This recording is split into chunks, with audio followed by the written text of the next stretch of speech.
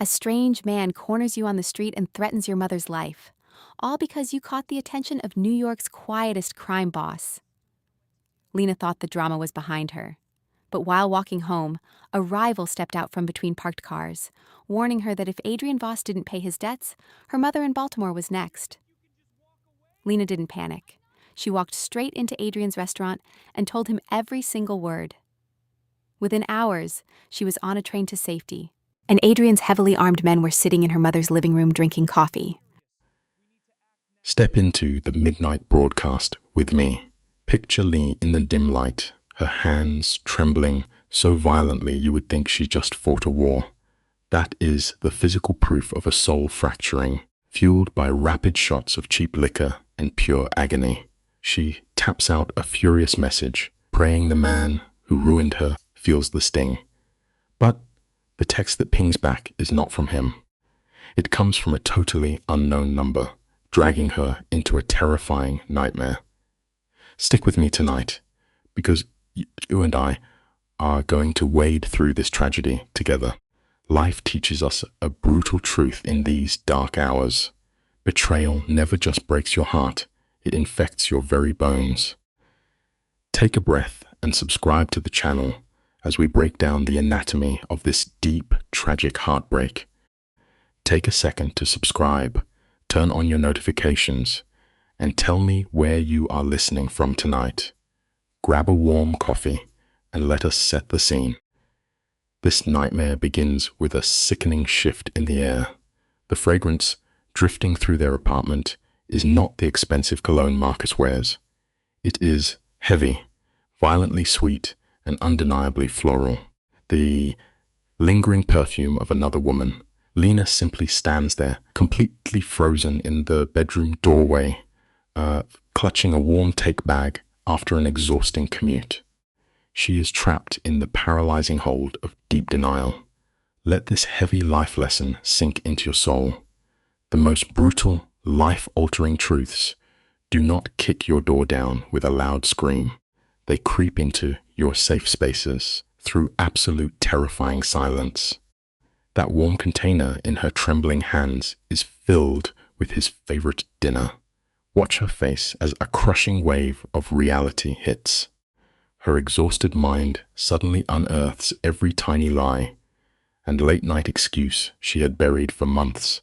She barely chokes out his name, her throat tight with pure adrenaline. Over the soft hiss of the shower, Marcus calls back with a sickeningly casual tone. The man is actually humming, completely oblivious to the devastation heading his way. Pushed to the edge, Lena finally does what she avoided for 7 long years. She just grabs his unlocked phone right off the dresser. We learn a harsh life lesson in this dark moment. An arrogant deceiver always leaves his phone wide open, totally blinded by the twisted delusion that his terrible lies are bulletproof. The screen delivers a fatal strike to her heart. It is a fresh message from a woman named Brianna, flooded with painful romantic symbols. Her shaking fingers move on instinct, tapping the image. In one heartbeat, the floor drops out of her world. The photo shows Marcus lounging in a hotel room, leaning against crisp sheets. He is wearing that soft, intimate smile Lena believed belonged only to her. The absolute cruelest knife twist is the timestamp. Tuesday. The exact Tuesday Lena spent 14 freezing hours in a hospital, holding her sick mother's hand, while he swore he was drowning in work. Always hold on to this heavy life lesson. Trust is a delicate, fragile piece of glass. When betrayal finally shatters it, those broken shards will cut brutally deep into your bleeding soul. He had looked right into her eyes and swore he slept at his desk. A flawless, icy lie. Suddenly, the shower stops running. She hears the towel rubbing his skin, his cheerful humming drifting down the hall. Panic crashes into Lena so violently her hand spasms, almost dropping the phone. Operating on pure willpower, she places it perfectly back in its spot. She drifts into the kitchen like a ghost, pressing her palms against the freezing stone counter, fighting to remember how to breathe. Marcus strolls in moments later, blissfully blind to the suffocating tragedy hanging in the air. He just smiles and praises the dinner. Here is a haunting life lesson. You can feel entirely safe in your daily routine, completely unaware that your entire world has already come to a tragic end. She cannot bear to look at his face. Staring blankly at the wall, she softly drops the bomb, asking who Brianna is. The sudden silence is thick and suffocating. It is the tense stillness of a predator stepping blindly into a steel trap. You and I are going to watch this play out together. How does a deceiver recalibrate when cornered? Count the seconds. 1, 2, 3. Lena turns around, describing the intimate hotel photo in a dead, hollow voice. You can spot the rapid twitch in his jaw as his mind scrambles for an escape. Instead of begging for forgiveness, he weaponizes his guilt. He erupts, viciously screaming about his invaded privacy. The life lesson here is timeless. When a professional liar is fully exposed, they will always attack your methods rather than confess to their cruel sins.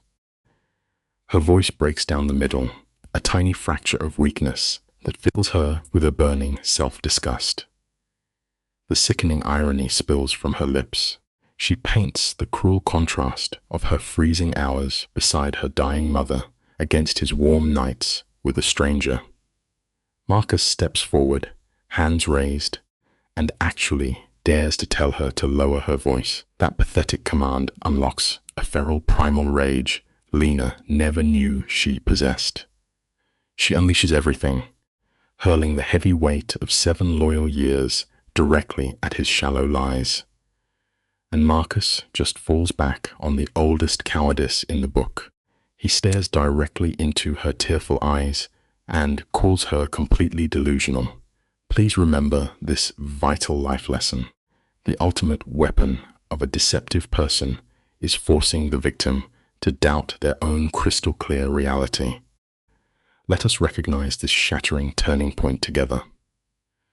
Lena stands perfectly still, watching him frantically try to stitch together a coherent lie, and he fails miserably. Bathed in the harsh glow of the kitchen lights, a wave of absolute clarity washes over her. The man standing there is no longer her lover. He is a dangerous stranger who just permanently scarred a soul. She points to the front door and firmly tells him to leave. He attempts a weak defense about the lease, but her silent glare is forged from pure steel. Marcus finally accepts his defeat, slinking into the cold night with a small bag and the expensive watch she bought him. He tries for a final hug, but she sharply recoils. A profound life lesson emerges here. When a deceiver finally drops their friendly mask, the safe sanctuary you thought you shared instantly turns to ashes. The heavy, metallic click of the deadbolt echoes through the empty apartment with a terrifying finality. Lena immediately collapses onto the freezing kitchen tiles. She presses her feverish cheek against the floor, trying to anchor a reality that is rapidly spinning out of control. A haunting sound rips from her throat. It is not a delicate cry, and it is not a scream of pure rage. It is the primal frequency of total isolation, the devastating realization that she has been entirely alone for 7 long years. We must face a truly painful life lesson in this dark hour. There is nothing more shattering than learning the person holding your hand was never truly there to begin with. Suddenly, her phone buzzes against the cold tiles. Her fiercely loyal friend, Jessica, is already speeding over. The deep emotional fallout has officially started. Listeners, we all need a Jessica. She has been Lena's truest anchor since their messy teenage years. Operating on the fierce instinct of a sister, she never waits for an invitation when disaster strikes. She breaches the door 8 minutes later, armed with premium tequila, frozen food, and the fiery energy of a friend whose darkest warnings were just proven right. She takes immediate command of the room, pouring the burning liquor and demanding Lena drink. Jessica unloads a brutally honest torrent of insults at the coward who fled, firmly validating every red flag she quietly noticed for years. Hold on to this beautiful life lesson when the shadows creep in, when your entire universe suddenly crumbles into dust. A fiercely loyal, unwavering friend is the absolute only medicine you have to survive the cold reality of betrayal. Let us trace this chaotic descent into the bottle. After the third heavy pour, the fragile emotional dams shatter, leaving Lena weeping over the counter. By the fifth glass, a broken delirium takes over. They laugh with vicious cruelty at the uneven shape of Marcus's head. But by the seventh drink, the room turns dangerously dark. The laughter evaporates, replaced by a cold, venomous rage that only surfaces when a person realizes how masterfully they were played. Lena frantically snatches her phone, desperate to hurl her pure hatred directly at her betrayer. Jessica violently yanks the glowing device right out of her shaking hands. Here is a profound life lesson about navigating deep betrayal. Sometimes we desperately need a true friend to physically stop us from swallowing the terrible poison we intended to pour for our enemies. Picture this tragic wreckage with me. Lena is completely shattered, drowning in tears and burning liquor. She stares at Jessica, insisting that if she does not type out the venom festering in her chest, it will literally eat her alive. She swears she is just drafting the words to release the heavy pressure, promising she will never hit send. Jessica carefully steps back, watching Lena like she is holding a live explosive. Lena is violently shaking as her fingers hammer out the most savage, crushing message imaginable. She curses the coward who broke her and begs the universe for brutal karma. We focus in on her trembling thumb, hovering dangerously close to that bright blue button. The life lesson here is absolute. Bottling up intense anger will slowly poison you. But the second you press send, you fire an unstoppable weapon you can never take back. Picture this with me. The exact moment a life quietly derails in the shadows. Just one nervous slip of Lena's thumb, and the text vanishes, swallowed by the cold digital void. There is absolutely no taking it back. Jessica watches the phone cast a pale light across the room, trying to brush it off as some twisted karma. But look at Lena. The city's background hum fades into dead silence. The screen's blue glow catches the raw terror freezing her exhausted eyes. Why? Because the number attached to that desperate message does not belong to the toxic ex who broke her spirit. It is a completely random string of digits.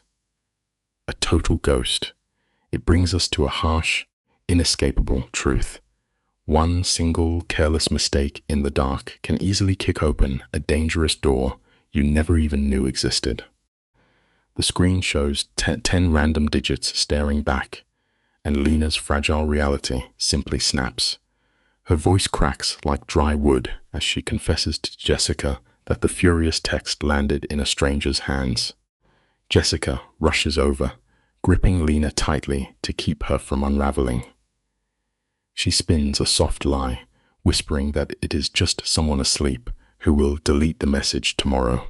For 11 agonizing seconds, a heavy silence hangs howled in the airs. Lena lets out a shaky breath, desperately buying into this fragile illusion of safety. But the universe is rarely that kind. The silence shatters, the phone vibrates. Both girls instantly freeze in pure, suffocating panic. Here is the simple life lesson.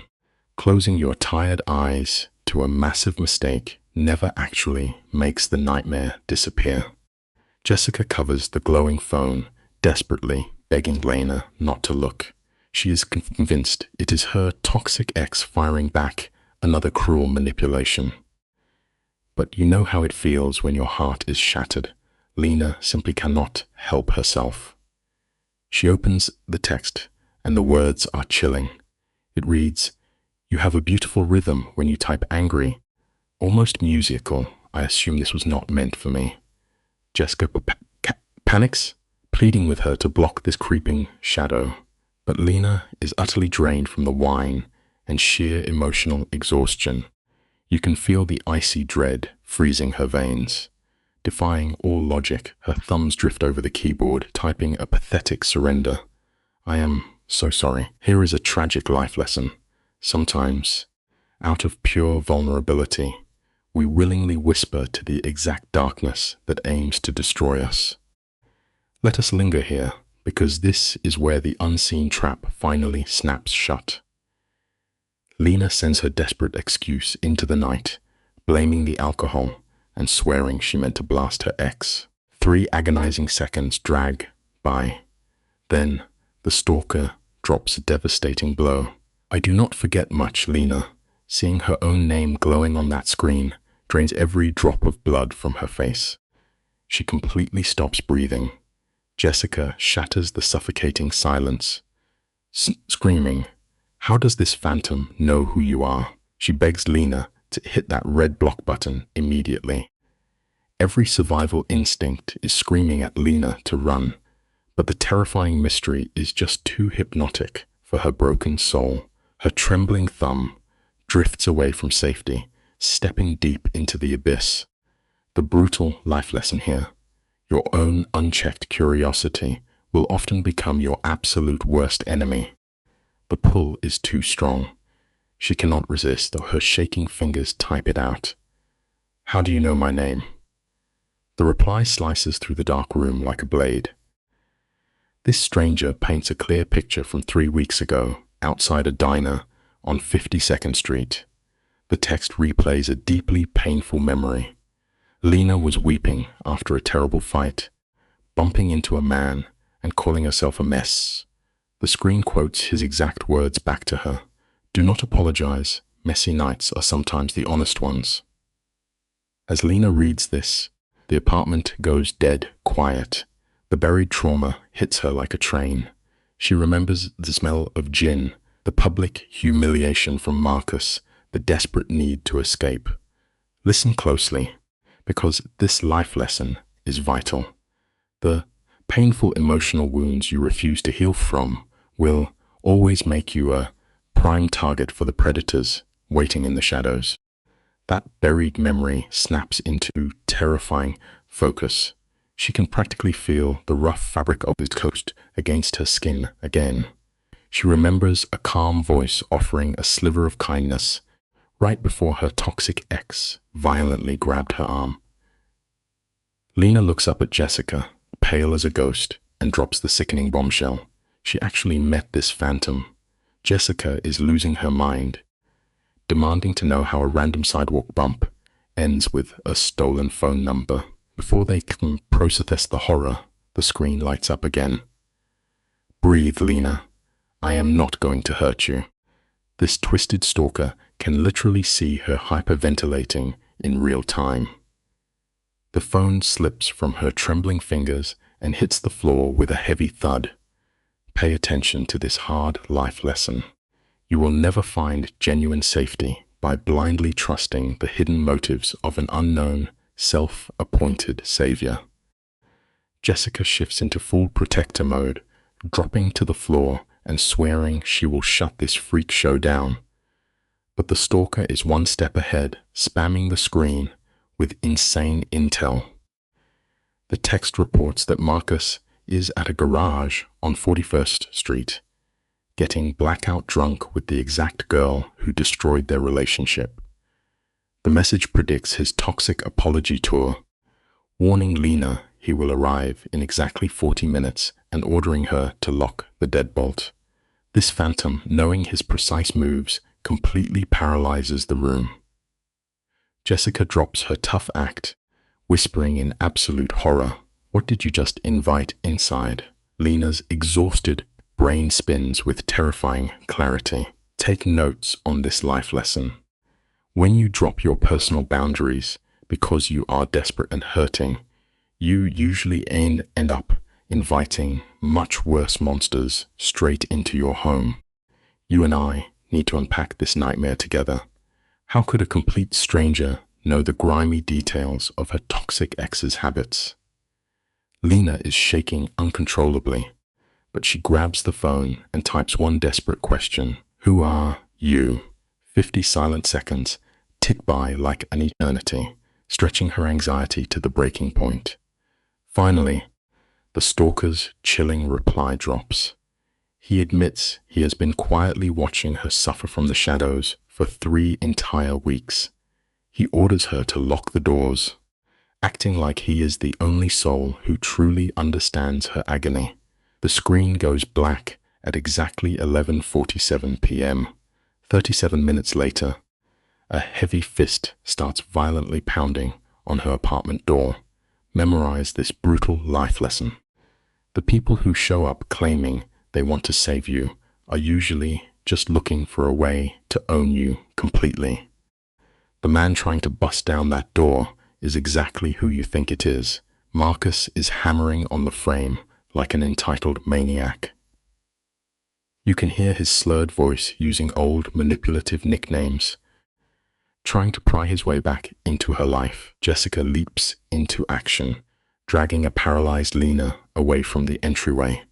But look at Lena's eyes. You can see that deeply ingrained toxic conditioning kicking in, that terrifying urge to give in to the man who constantly ruins her peace. Jessica grabs her shoulders, dropping a massive reality check. She reminds her that the unseen stalker perfectly predicted every detail of this exact nightmare. Knowing an invisible phantom is actively orchestrating, the night freezes Lena's blood instantly. She cannot move. Here is the ultimate life lesson. Crawling back to the exact person who shattered you is never going to put your broken pieces back together. Let us appreciate the sheer madness of this setup. A faceless stalker somehow understands the dark patterns of the man Lena loved better than she ever did.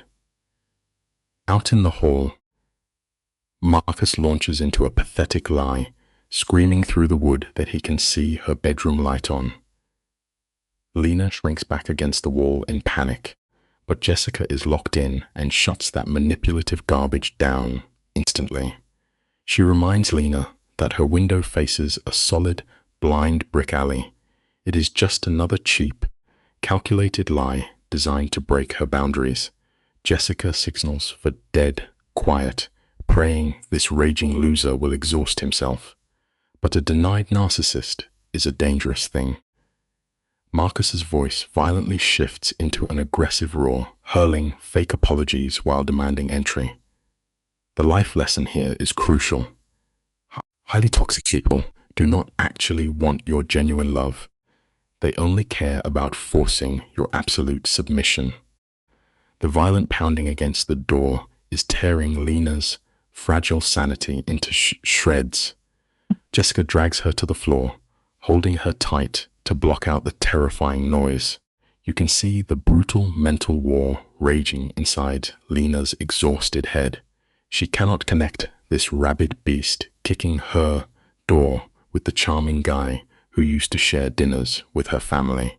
Out in the hallway, the pathetic begging rapidly curdles into vicious rage, filling the apartment with pure terror.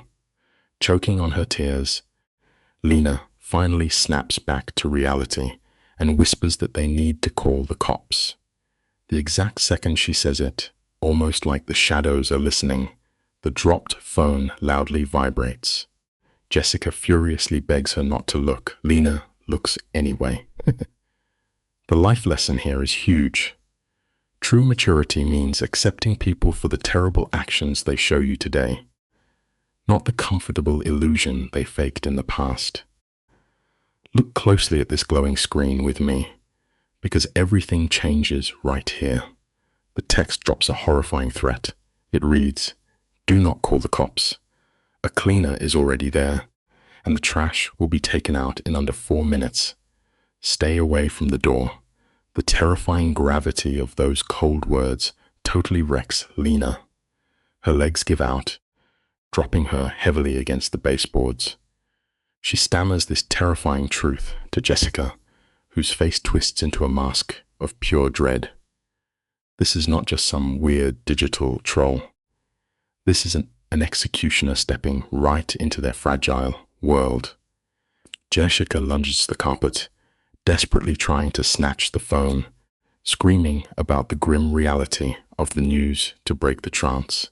Here is a simple, meaningful life lesson to leave you with. When we blindly accept dark, easy fixes to numb our deepest pain, we usually end up becoming the ultimate victim. Picture this with me, friends. We are standing in a room that feels like it is holding its breath. Jessica is backed against the glass, the amber glow of a street lamp slicing across a face pale with pure dread. She desperately begs Lena to stop romanticizing this phantom, but reason is already gone. How do you argue with a shadow who predicted Marcus arriving down to the exact second? Outside, Marcus screams, throwing a sloppy, drunken fit. And then, nothing. The silence drops like a heavy, suffocating weight. It brings us to a simple, meaningful life lesson. The things we cannot hear are always far more dangerous than the loudest screams. Both women just stand there, completely paralyzed, entirely at the mercy of the unseen. Out in that dim hallway, the entire atmosphere shifts from pathetic to lethal. The sloppy stumbling is gone, replaced by the heavy, synchronized thud of boots on cheap carpet. It is the slow, deliberate rhythm of men who have never known fear. A voice deep enough to rattle the plaster politely informs Marcus his night is finished. Desperate to cling to his fragile ego, Marcus takes a wild swing. A muffled grunt escapes, followed instantly by the sickening crunch of bone slamming hard against the drywall. It is handled with the dull routine of a man moving a heavy sofa. It leaves us with a necessary, simple life lesson. False pride means absolutely nothing when it comes face to face with true, quiet power. Just like that, the monster at the door is gone. When Marcus finally speaks again, the bravado is completely drained out of him, leaving only a wet, trembling whisper. Two nameless men herd him down the hall like a stray dog caught in the rain. We hear the heavy gears of the elevator grind open, swallow their cargo, and sink into the dark shaft below. Inside the apartment, Jessica drops to her knees, paralyzed by the adrenaline fading from her blood. But before Lena can even process the quiet, her phone lights up the dark room like a match. A new text. The invisible man on the other end calmly assures her that the mess has been swept away. Here is a simple, meaningful life lesson for you. Absolute power rarely ever needs to raise its voice to make you fall in line. Let us step closer and watch the exact second Lena begins to shatter. The screen glows blue against her face, demanding she get some rest and pretend the men outside were just building security. Running on pure, terrifying exhaustion, her thumbs tremble over the glass as she types 3 desperate words. Who are you? The silence stretches until the name drops like an anchor. Adrian Voss. Panic surges through Jessica. She drops to the floor, begging for the laptop to dig up the truth. Lena hands it over, but her eyes are completely vacant. She is there, but she is gone.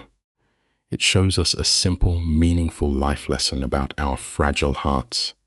Sometimes the body has to completely disconnect to survive the cold shock of what the mind refuses to accept. The glare of the laptop screen means the dark room in cold, harsh light, dragging the terrifying truth out of the shadows. The headlines read like a nightmare. A fallen patriarch, a ruthless son inheriting a brutal empire. He owns the streets Lena walks on every single day. Jessica stares at the screen, her face twisted in the primal panic of a bird, realizing the cage is locked. But Lena leans in closer, fixated on a single photograph. The breath leaves her lungs, and her skin turns to ice. The simple, meaningful life lesson here is a brutal one we all eventually face. The past never truly stays buried. Those cold, piercing, grey eyes staring back from the screen do not belong to a stranger. They belong to a man whose gaze she has met before. The memory pulls her under like a riptide. 3 weeks ago, a dim restaurant, a spilled drink, a clumsy apology. She remembers looking up into those exact same grey eyes, completely unaware of the darkness hiding behind them. He had smiled and told her that the messy nights are sometimes the most honest ones. Now, trapped in her own living room, the weight of that memory hits her chest like a speeding train. Lena drops to the cold floor next to Jessica, burying her face in her hands. A broken sound rips from her throat. Half laugh, half sob. We must learn a simple, meaningful life lesson the hard, laid way. Innocence is just a fragile illusion. The human heart completely breaks when it realizes a monster has chosen it for a prize. The trap is sprung. The reality of her mistake wraps around her throat, choking out the air. I sent a text to him, she whispers, the words cracking as they leave her lips. He sent men to my door. Jessica grips her shoulders, desperately trying to build a fortress out of denial. She tells Lena to call in sick, lock the deadbolt, and wipe the night from her memory. It is a deeply human instinct to just turn your back on a raging fire and pretend it is completely dark. But throwing a bolt does nothing when the phantom is already under your skin. Here is a simple, meaningful life lesson we must all face. You cannot build a physical wall against a predator who has already mapped out the fragile rooms of your mind. The invasion is silent, and it is totally complete. Jessica tries to patch the bleeding fear with a thin joke, promising to drag Lena down the rusted fire escape if the door handle so much as clicks.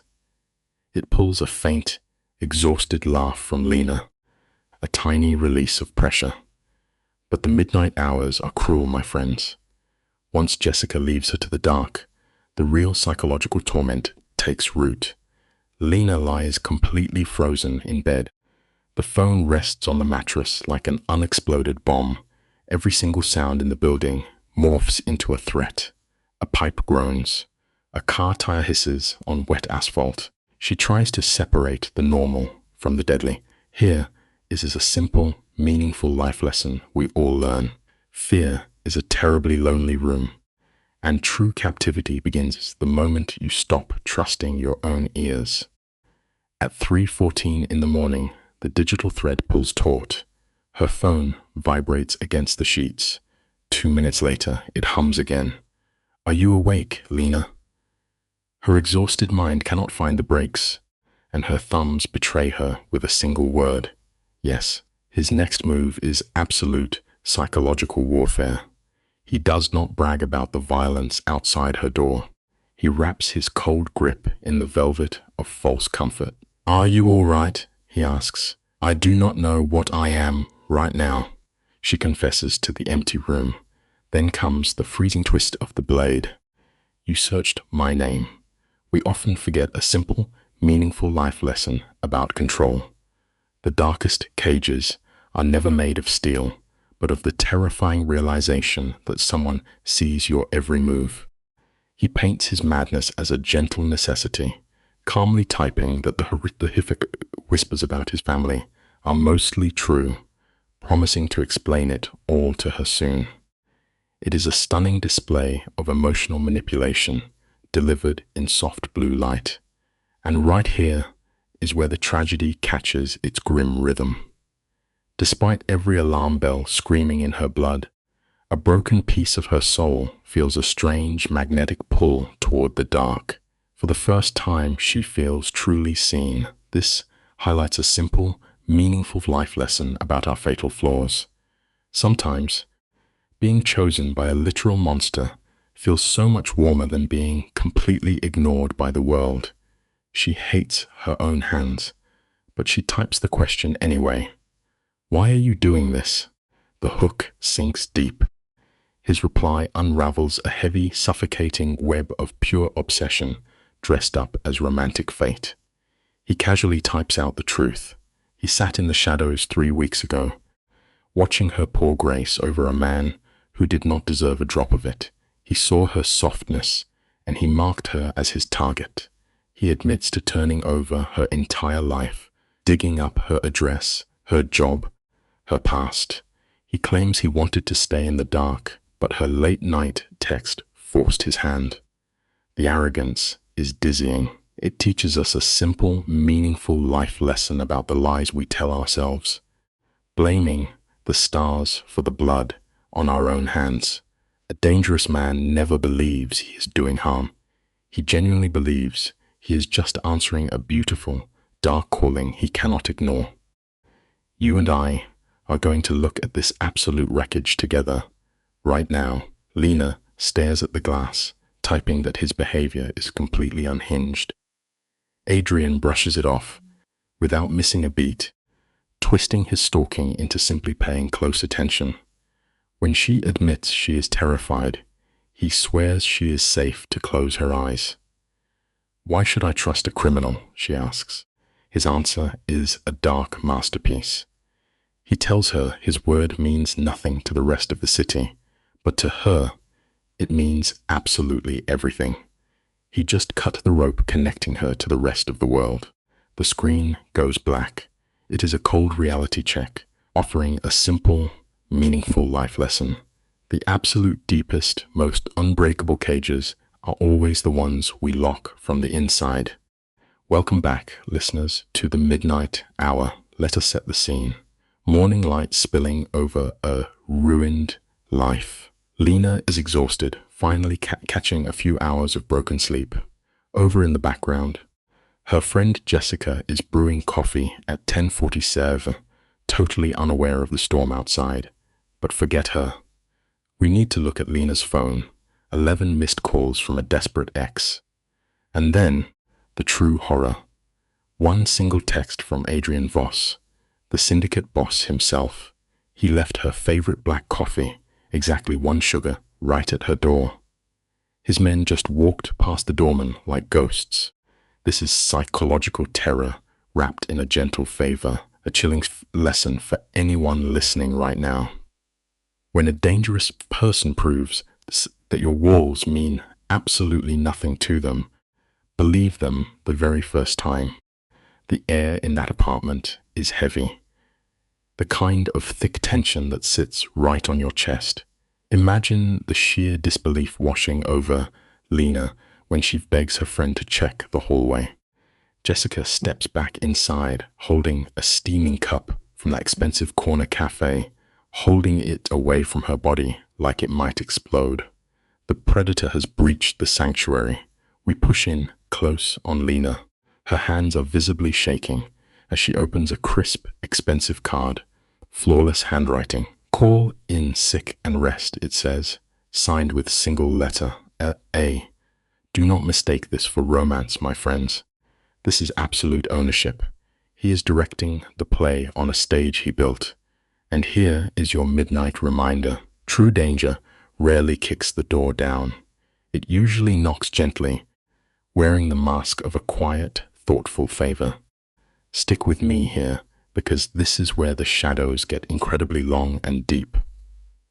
You can almost feel this dark trauma bond taking root in her soul, defying every natural survival instinct she has left. Lena reaches out, lifts that cup, and takes a slow sip. Of course, it tastes absolutely perfect. We look over at Jessica, and her eyes are wide with genuine dread. You hear the raw panic in her voice when she delivers the hardest truth.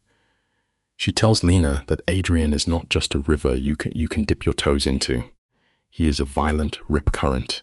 One step in, and he drags you out to the dark ocean. Listen to me carefully. Ignoring the desperate warnings of a true friend is always the first step toward your own destruction.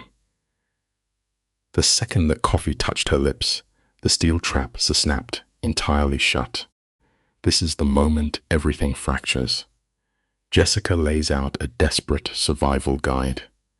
Block the number, wipe this underworld phantom from your life, and just go back to being a normal woman getting over a breakup. Lena nods her head. She promises to build that wall, but we zoom right in on her trembling mouth. Jessica has known her for 17 years. She sees the lie hiding in her eyes in a literal heartbeat. The silence that follows is heavy and brutal. Without another word, Jessica takes that empty cup, throws it in the trash, and packs her bag. She is abandoning a sinking ship. Here is a piece of late-night wisdom for you. You absolutely cannot save someone who refuses to reach for the rope. When that front door clicks shut, Lena is entirely alone with the wolves. The last layer of protection is gone. The click of that heavy deadbolt echoes through the empty apartment like a gunshot. Jessica is out, leaving Lena completely exposed to the violent gravity of the underworld. Look at this heartbreaking scene. Lena sits alone at the kitchen island where her reality just shattered. Instead of running for safety, she leans closer to the flame. The pale glow of her phone illuminates her face as she opens her messages with Adrian. Her thumb hovers over the block button for what feels like an eternity. The agony is suffocating, but her dark curiosity wins. She types 2 simple words, "Thank you." She does not hit send, but she refuses to block him. Here is your lesson. Sometimes standing perfectly still and refusing to make a choice is the most dangerous decision you can ever make. The sudden vibration of her phone shatters the dead quiet of the room. 1 ring, 2 rings, 3. You can feel her heart hammering against her ribs. On the 4th ring, against all logic, she answers. Adrian's voice comes through the speaker, impossibly deep and terrifyingly calm. "Good morning, Lena. Look at the physical toll this man is taking on her." A cold sweat breaks across her skin, her chest rising in pure panic. He casually asks how she slept, knowing he is the reason she stared at the ceiling all night. When she demands to know why he called, he just gives a dark, velvet chuckle that crawls right down your spine. The lesson here is entirely inescapable. The most dangerous people in this world never have to yell to get your attention. They simply sit back in the shadows and wait for you to finally listen. You and I need to pay close attention because what happens next is pure psychological warfare. Adrian casually mentions he knows she was frantically searching his name at 3 in the morning. Boom. Her illusion of privacy is entirely destroyed. She tries to fight back, her voice shaking as she openly calls him a criminal boss.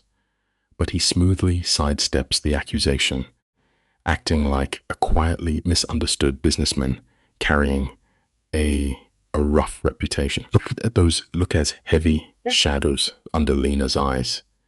You can literally watch the fight drain out of her shoulders. In a tragic moment of defeat, her voice cracks, and she admits she needs to tell him something. It is a harsh and brutal reality. Pure, overwhelming exhaustion will often make us unlock our doors for the exact toxic monsters we should be running away from. Picture this dynamic, because we have all seen this kind of tragic dance. Lena scrapes together the last piece of her broken dignity.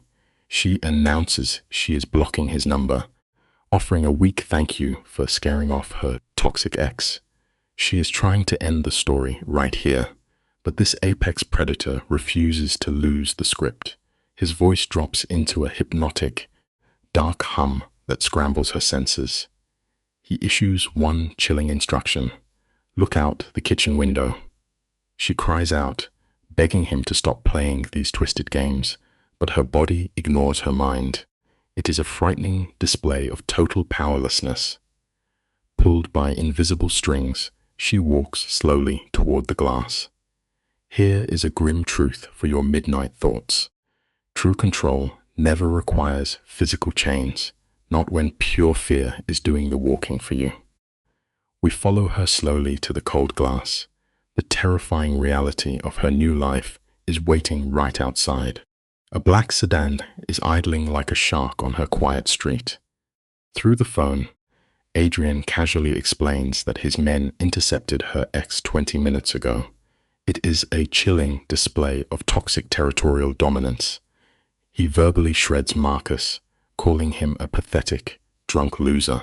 You can see a violent shudder rip down Lena's spine. The horror finally makes sense. She was guarded, hunted, and entirely surrounded while she was dreaming. She screams that she never asked for his sick protection. His voice drifts back smooth as silk. "I know," he whispers. "That is a massive warning sign for anyone listening. The most dangerous prisons in the world are often built out of someone else's twisted definition of safety." Listen closely. We are watching the systematic demolition of a human soul in real time. Lena frantically lists his crimes: the silent stalking, the break-in, the men waiting outside. But his counterattack is devastatingly precise. He dismantles every pillar holding up her world. He weaponizes the painful memory of her sick mother. He violently twists the knife regarding her cheating ex.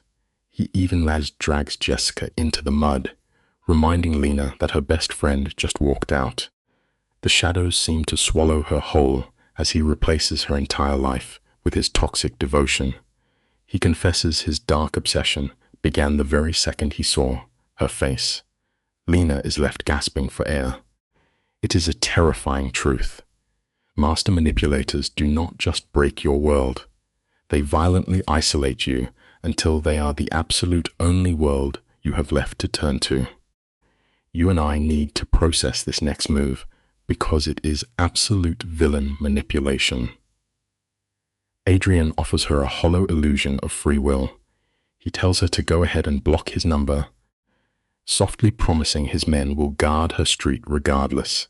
By spinning his unhinged stalking into an honorable duty, he neutralizes her anger. Then he drops the ultimate play. He just hangs up. The line goes dead, leaving him as the undisputed author of her reality. We push in on Lena, looking entirely shattered. Her moral compass is spinning. Who is the actual monster here?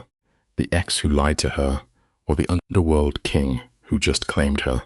With trembling hands, she leaves his contact unblocked. It is a heartbreaking conclusion. The hardest truth we ever learn is that the heaviest chains in life are the ones we willingly refuse to lock. Let us hit pause for a second and look at the absolute tragic wreck of Lena's headspace. Her best friend, Jessica, is playing the desperate hero, blowing up her phone, trying to keep her tethered to the light. But we watch Lena's face turn to solid stone as she accepts this terrifying new reality. She types back in a hollow, dead tone, straight up lying to the one person actually trying to save her. She claims the stalker is blocked and she is totally fine. When Jessica pushes back, Lena pulls the classic fake headache excuse to completely ghost her. It is a very harsh truth for all of us. The absolute second we start lying to the people who genuinely have our backs, we are already lost. She is bricking herself inside a dark tomb, cutting her only safety rope just to protect the monster waiting for her out in the shadows. The cold light of the phone screen cuts through the dark room. Marcus, the ghost of 7 wasted years, slides right back into her life with a single pathetic message. He is begging for just 10 minutes at a noisy downtown coffee shop. Lena lets out a heavy, hollow breath, carrying the weight of 1,000 exhausted apologies. She knows exactly how this man operates. If she locks the door, he will simply hurl his body against the wood until the frame splinters. He does not hear the word no, only a temporary delay. That is a heavy truth we all have to swallow. The hardest rejections are just commercial breaks. in the movie playing inside a broken ego.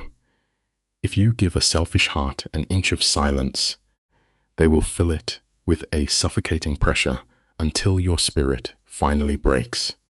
Lena tries to build a solid wall of conditions. She texts back the exact hour and the specific corner cafe, promising to walk away if he is even 60 seconds late.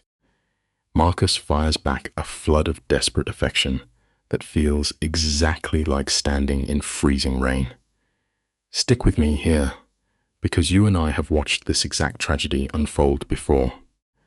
She considers calling Jessica, her only safe harbor, but her thumb just hovers over the glowing glass, totally frozen by panic. Instead, craving the dark protection of a much heavier shadow, she types out a message to Adrian. She plays it cool, pretending she does not want him to intervene. But here is the brutal lesson we all learn. We spend so much of our lives running away from a dying fire, only to dive into a roaring inferno. Adrian replies in under a minute, his message piercing the silence of her bedroom. He sends one perfectly measured sentence. Thank you for telling me.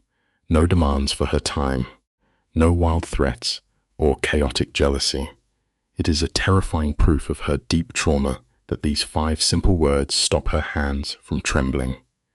They offer a dark comfort no healthy romance ever could. The next few hours bleed into a thick grey fog. She lies perfectly still, staring at the ceiling shadows, completely numb. When the hour arrives, she buries herself inside a heavy wool coat, praying the city swallows her whole. She claims a seat by the frosted cafe window. Life always loves to teach us this cruel joke. The agonizing hours spent waiting for the misery to arrive are always worse than the blow. The misery begins under the humming, fluorescent lights of the cafe. Marcus walks in 8 minutes past the hour, a very deliberate test of her remaining boundaries. He plays the shattered lover to absolute perfection.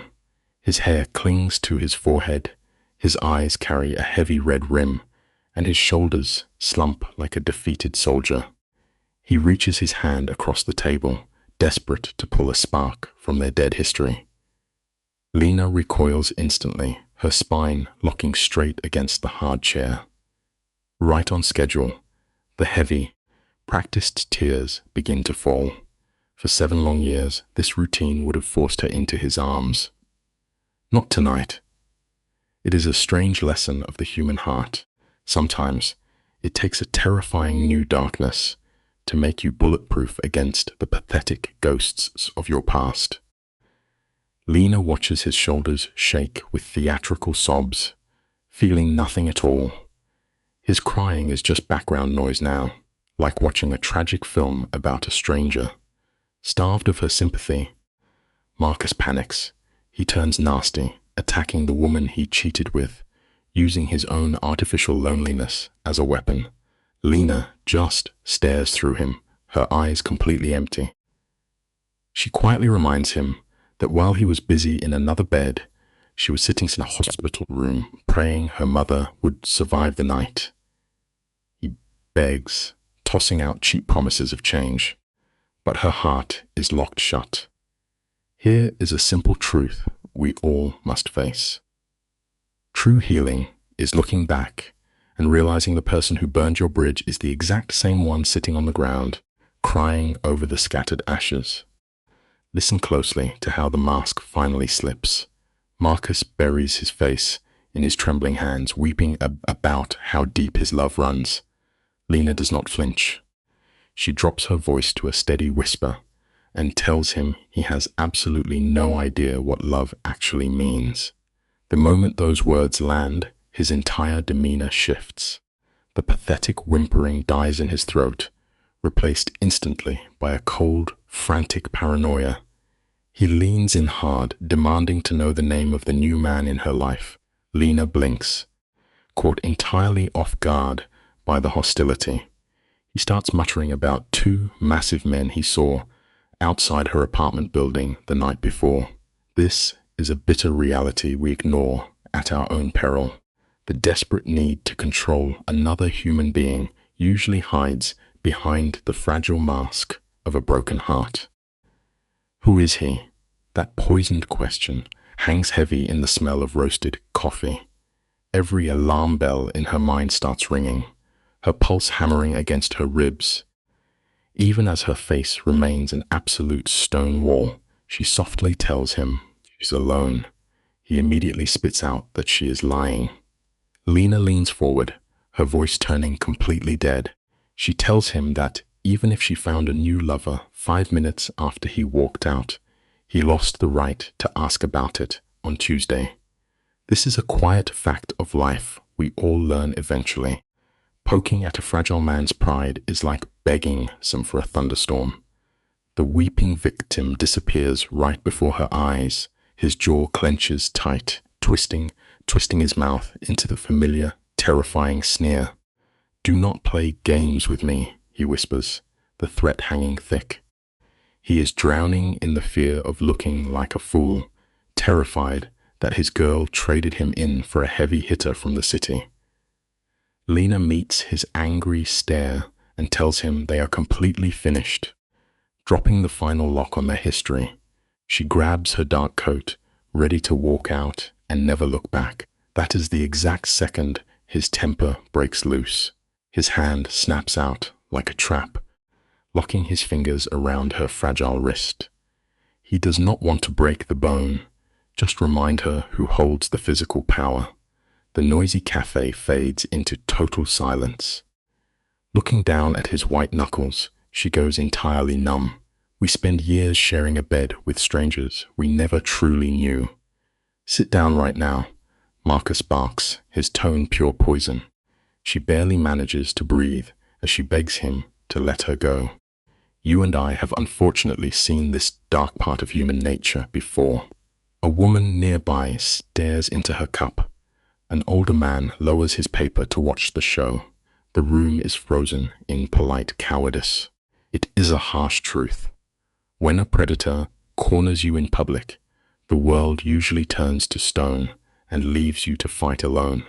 But tonight, the universe throws a massive shadow over the table. A heavy leather glove clamps onto the shoulder of Marcus, pressing into the muscle with terrifying weight. The hand belongs to a towering figure in a black overcoat. "Sir," a smooth, deep voice murmurs, "let go of the lady right now." Marcus violently twists his head. His angry face melts into absolute, shivering dread. He drops her wrist immediately. The devil himself, Adrian Voss, has arrived. Adrian stands carved from marble, radiating a cold, suffocating authority that makes the room hard to breathe in. His dark hair is immaculate, and his hollow grey eyes drain every ounce of warmth from the cafe. Flexing absolute control, Adrian does not even glance toward Lena. His predatory focus is locked entirely on the trembling man in the chair. "Mr. Bell," he whispers, his voice carrying a lethal promise, "stand up." Marcus stumbles over his tongue, trying to find a tough reply, but the heavy gravity of Adrian presses him flat. "Stand up." Marcus rises to his feet like a puppet. Here is a quiet lesson in true dominance. Real power never raises its voice. It simply expects the world to obey. Adrian calmly tells him to walk out the door and permanently disappear. "Are we clear?" Adrian asks, his tones like cracked ice. Marcus inflates his chest, searching for one shred of lost pride. Adrian does not blink. He merely repeats the exact question. Wrapped in a horrifying graveyard stillness, "Are we clear?" Lena sits quietly and watches the grand illusion of her terrifying ex shatter into dust. The monster who haunted 7 years of her life shrinks into a pale, shaking child. "Yeah, we are clear," Marcus chokes out. He trips over his own feet, rushing for the exit, entirely broken, too afraid to look back. The suffocating dread in the room lifts like magic. Strangers go right back to sipping their warm drinks. It is chilling how quickly the world will ignore the living demons walking right past them. Adrian finally turns those dead eyes back toward Lena. Picture this with me, out there in the dark. Adrian asks if she is all right, his voice cutting the cold air. Lena can't even form a word. She is trapped in that quiet space outside her own body, eyes fixed on her trembling wrist. 4 dark marks are rising on her skin, left by her cowardly ex, Marcus. Adrian lowers his gaze to those bruises, and the polished gentleman vanishes. What replaces it is a terrifying flash of pure, lethal violence. It's the kind of fury that makes your blood scream to run. She's staring at the real monster beneath the coat. She whispers that she's fine. He replies, dead flat, that she isn't. Sometimes the hardest thing in this life is simply admitting you are hurting, especially to the person who terrifies you the most. Adrian hits back with chilling logic, his tone perfectly steady. He tells her that sending him her location was an invitation, not a boundary. When her legs refuse to work, he simply decides they're going for a walk. He steps close, resting his heavy hand gently on her lower back. There is zero force, only a terrifying illusion of absolute safety. A sickening twist hits Lena when she realizes his touch isn't triggering her panic at all. You and I need to look closely at this moment. The most fatal mistakes in our lives usually happen when a predator makes us feel completely safe for just one fragile second. They drift down the freezing avenue until a black sedan rolls silently to the curb. Get in, he commands. Her internal alarms finally scream, and she flatly refuses. Adrian locks his gaze onto Lena, performing a cold takedown of her fear. The neon streetlights catch in his dark eyes as a faint smile breaks his frozen face. Smart girl, he murmurs, his voice a velvet rumble that rewards her survival instinct. This is exactly how a hunter builds the illusion of a sanctuary. With a quiet wave, his car slinks away into the fog. He offers to walk her home instead, swearing he'll ask for nothing else. Her breath turns to smoke as she asks why she should ever trust his word. Because where I come from, it's the only thing that does, he replies. It's a chilling confession of his violent world. The simple truth we learn tonight is that just because a bad man follows his own strict rules, it never means he possesses a single ounce of real morality. They walk for 2 agonizing blocks, the freezing wind hiding how badly Lena is shaking. He grabbed my wrist, she whispers to the concrete, unable to look him in the eye. Adrian offers a mathematically smooth confirmation he'd seen the entire thing. As she vents about the crowd doing absolutely nothing, the chilling reality finally hits her. You were in the shop the whole time, she breathes, her voice trembling. He stood in the shadows, willingly letting her toxic ex cross the line just so he could play the perfect hero. That is completely insane, she gasps. Yes, he agrees instantly, his voice carrying zero shame. A broken laugh tears from her chest. We must always remember this vital lesson. Question the true motives of anyone who comfortably watches you suffer before they finally decide to step in and save you. I don't know what you want from me, she begs over the wail of a distant siren. Adrian stops under the amber glow of a street lamp. Slipping his hands into his heavy coat, he simply studies her. It is the detached gaze of a wolf, evaluating a wounded deer, weighing the cost of keeping her alive. I don't want anything from you, he murmurs, pulling off a masterclass in psychological control. He calmly lays out his rules. No dates, no touching, no debts. He promises to keep her safe and then vanish like smoke. Clinging to her sanity, Lena whispers that she doesn't believe a single word. That's all right, he replies, his face completely unfazed. The hard lesson we take away from this midnight drama is clear. When a dangerous person offers absolute protection for free, they're almost always secretly planning to steal your entire world. Then, "What are you doing?" she challenges, her knuckles turning white against her purse. The silence that drops between them is suffocating, heavy with the unspoken violence of his life. If you could see him in this light, you'd catch the tightening of his jaw, the hollow sorrow bleeding into his eyes. "I'm trying to find out whether I'm still a man who can want something without taking it," he confesses. He's using her as a living test for his own monstrous restraint. That raw admission of predatory hunger paralyzes her. They walk the remaining blocks in dead silence. At her building, he keeps his distance, playing the perfect guardian. Go inside. Lock the door. Sleep. 3 sharp commands and a promise that Marcus is handled. The real lesson here is brutal. True captivity begins the exact second you mistake your locked cage for a safe fortress. Moving like a ghost through a dream, Lena navigates the dim hallway of her apartment. The metal deadbolt clicks shut, echoing exactly like a prison gate. She slides down the wood of the front door, leaving her coat in a heap.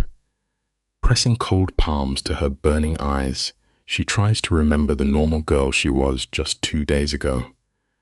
But that life is gone, scorched away by the shadow of an enforcer. Suddenly, her pocket buzzes. The phone screen paints the dark room in a pale glow. "I forgot to ask, did you eat today?" Just like that, this ruthless killer plays the tender caretaker. The sheer absurdity snaps her frayed nerves, pulling a jagged laugh from her throat that dissolves into violent tears. Never seek your emotional comfort from the source of your destruction, no matter how sweet they pretend to be. She types a single defeated word into the glowing screen. "No." The silence stretches out before his reply arrives, commanding and absolute. He tells her food is waiting outside, paired with a deeply chilling directive. Do not open the door until the footsteps fade. Instantly, the heavy thud of leather shoes echoes down her empty corridor.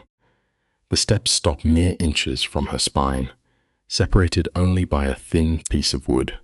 There is no knock, no whispers, just the soft crinkle of paper hitting the carpet. Then comes the slow retreat of his boots, fading into the dull chime of the elevator. Lena sits entirely frozen in the shadows, clutching her phone against her chest. Listen closely, friends. The hardest lesson here is that we only truly grieve our old selves when the new version has finally surrendered to the dark. Picture Lena standing under the harsh kitchen lights, mechanically eating the meal Adrian left. Notice how she refuses to sit down. Every muscle is coiled tight.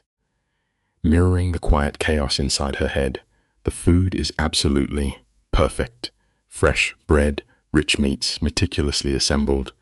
This isn't just dinner, it's a quiet, intimate form of grooming. We are watching a predator anticipate her needs to breed a terrifying dependency. She feels insane, but she can't stop taking another bite. Suddenly, her phone vibrates violently. It is her best friend, Jessica. "Lee, don't greet me, just open the door, I'm in your hallway."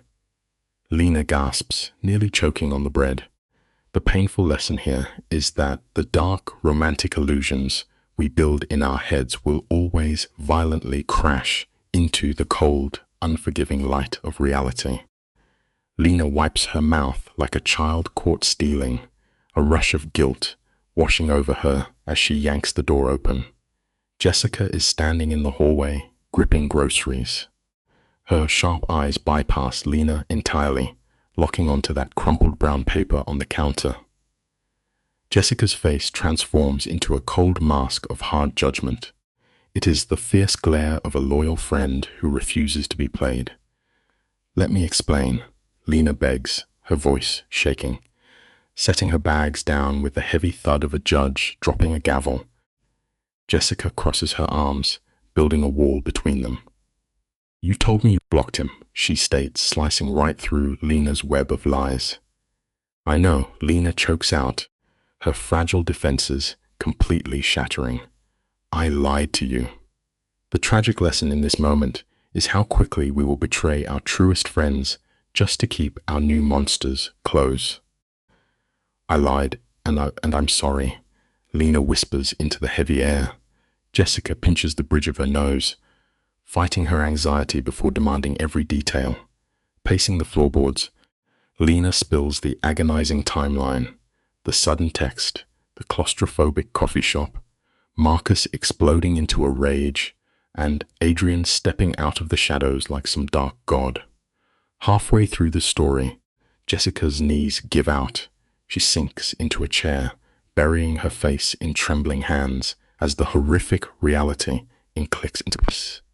He stood there the entire time, Jessica murmurs in horror.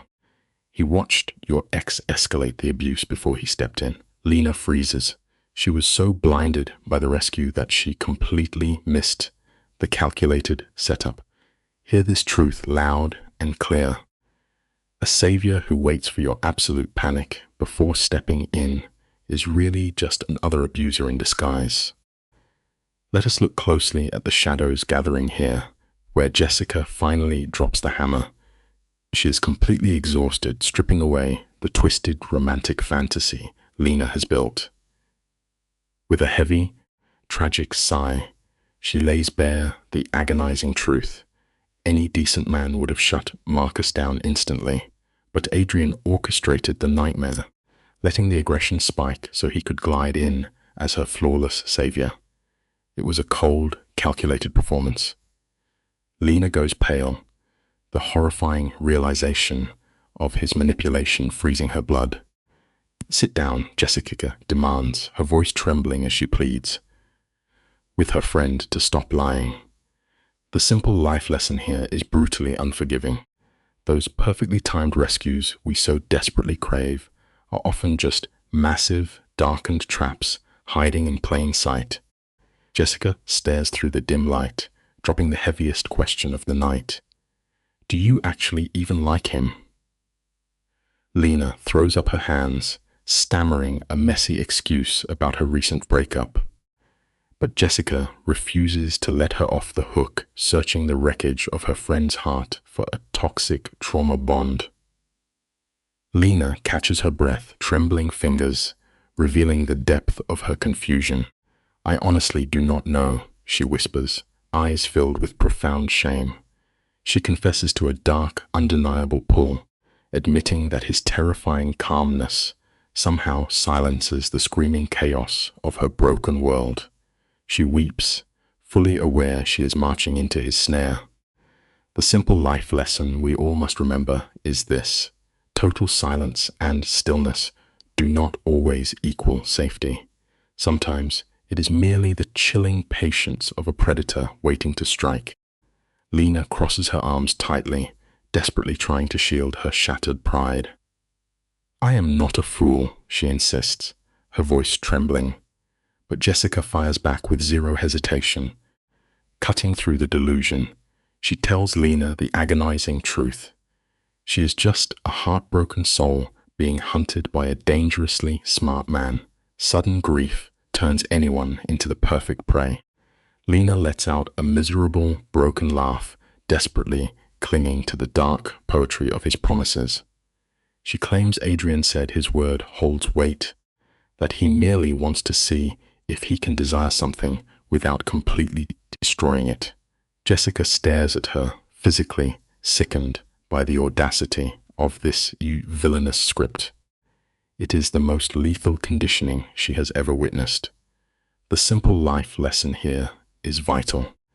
Never let beautifully spoken words blind you to the chilling reality of someone's deeply toxic actions. "I honestly do not know which it is," Lena whispers. "Stick with me here, because you and I can feel the heavy tension in this room." A solitary lamp casts melancholic shadows, highlighting the wreckage of their night. Between them sits a glass of wine, ticking down like a silent bomb. Finally, Jessica leans across the table, grabbing for her friend's trembling hand with absolute determination. She lays down the survival rules. She knows a full block will not work on a trauma bond. so they must slam the brakes now. No isolated cars, no shadowy hangouts. If he calls, they meet in glaring daylight, and Lena must report every move. The simple life lesson here is painfully clear. The exact moment we begin negotiating with our own basic safety is the very moment we have already surrendered total control to the darkness. Jessica refuses to let go until Lena forces the safety rules past her lips. Public places, broad daylight. Lena repeats the boundaries, but her tone is completely hollow. "Are you angry with me?" she asks, begging for an emotional lifeline. "No," Jessica whispers, hot tears finally breaking loose. She is simply terrified of the tragic collision waiting at the end of this road. Lena hugs her tightly, draining the last of her wine to numb the panic. Hours later, Lena lies alone in the suffocating blackness of her bedroom, staring into the harsh glare of her phone. And Adrian Voss? He does not reach out. Not that night, nor for 3 agonizingly long days. It is pure, calculated psychological torture. The simple life lesson we must all remember is this. Sometimes, the absolute cruelest weapon a toxic person can deploy against you is their deafening silence. The crushing weight of the breakdown hits during the suffocating quiet of the second day. A freezing ache settles deep within Lena's chest. She is going through a dark chemical withdrawal. She actually misses the monster. Her old life with her ex feels completely dead and buried. Blocking that old number was easier than carrying out the trash. But the lifeless screen of her phone, that unresolved tension with Adrian, is consuming every waking second. She stares at the device, and every hour it remains dark feels like a brutal punch to her stomach. By day 3, she is drowning in shame for craving his sinister attention. The simple life lesson here is critical. True freedom is not just about escaping a bad situation. It is about recognizing the invisible chains we willingly hand over to the very next predator who smiles at us. Lena is pacing endlessly, wearing a path into her hardwood floors, while begging her logical mind to take the wheel. "You are 29 years old," she mutters. You own a house, you have a solid career. You cannot fall to pieces because some dangerous phantom left you on red. She forces herself through mundane motions, yet her eyes remain hopelessly glued to that screen. Finally, on the 4th night at 7:42, the glass buzzes. "How are you, Lena?" She forces her trembling hands to wait 1 agonizing minute before typing back. "I am functional. How are you?" His reply is a pure drop of psychological poison. "Better now." Lena just presses her forehead against the freezing kitchen counter, letting out a broken, breathless laugh. The sad, simple life lesson here: we hand over our greatest power the exact moment we trick ourselves into believing we are still in control. God help her broken spirit, because his psychological conditioning is absolutely flawless.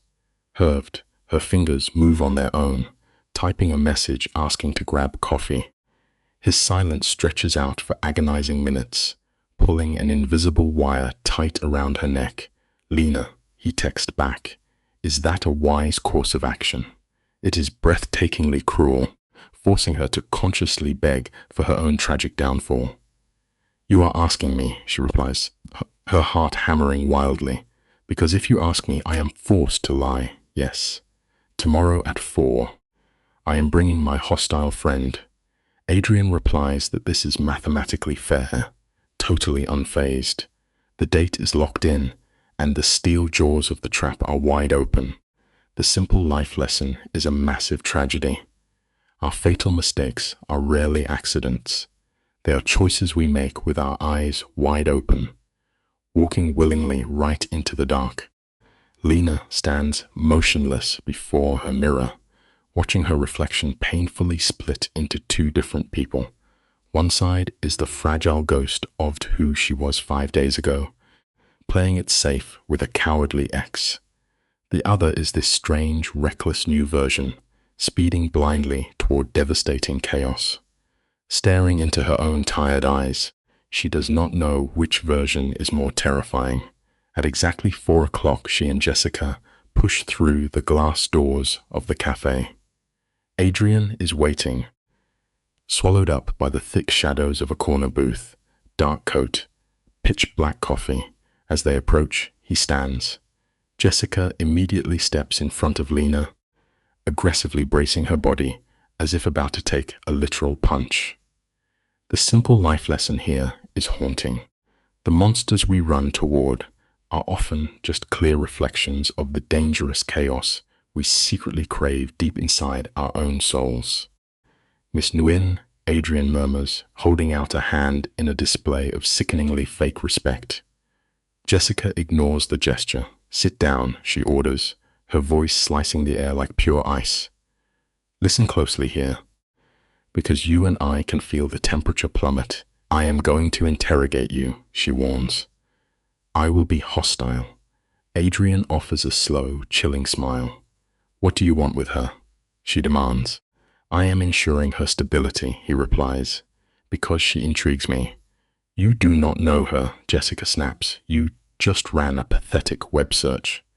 Instantly, the light drains from his dark eyes. I did not use algorithms, he whispers softly. I deployed human assets to legally acquire her entire identity. Always remember this simple life lesson. Real, terrifying power never needs to scream at you. It just stares you down and quietly states the horrifying facts. I needed her to volunteer the information, Adrian explains, his voice wrapping around them like dangerous velvet.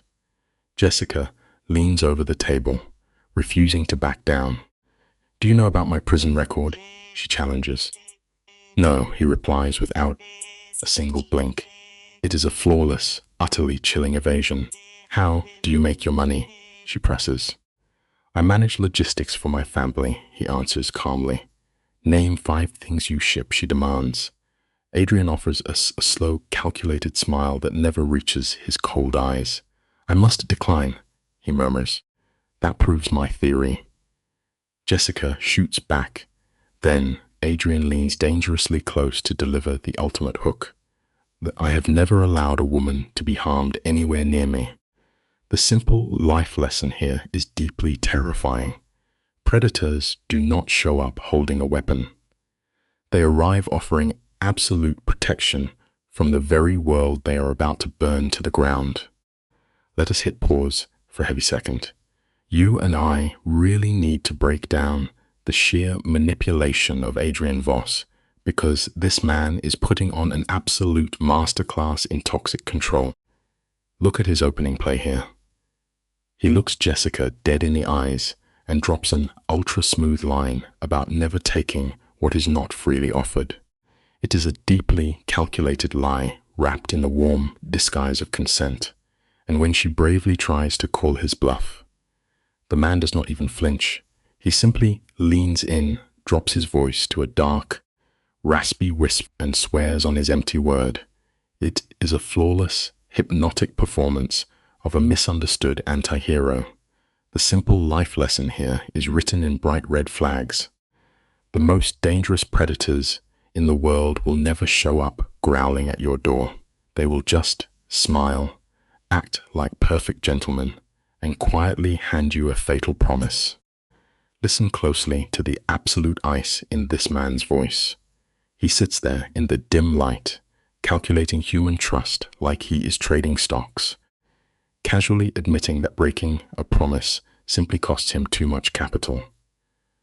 Across the table, Jessica is white-knuckling the wood. She is trying to project pure steel, swearing she will ruin him if he ever leaves a scratch on Lena. She actually believes she is winning a chess match against a kingpin. But she is bleeding in the water with a great white shark. We really need to understand this before it breaks us. Setting a furious, emotional boundary with a pure narcissist does not build a wall to protect you. It just hands them a fully illuminated map of your deepest vulnerabilities. Keep your boundaries quiet, because loud threats only teach them exactly where to strike. But you and I are about to see something completely unexpected. Jessica leans dangerously close, threatening to drive all the way to Connecticut just to tell his mother exactly what kind of monster she raised. For a fraction of a second, the mask slips. Adrian actually loses his grip. His eyes widen in the shadows, and then he just starts laughing. It is not some theatrical villain laugh, but a raw, genuine break in his armor. He whispers that it is the most brilliant threat he has heard in 15 years.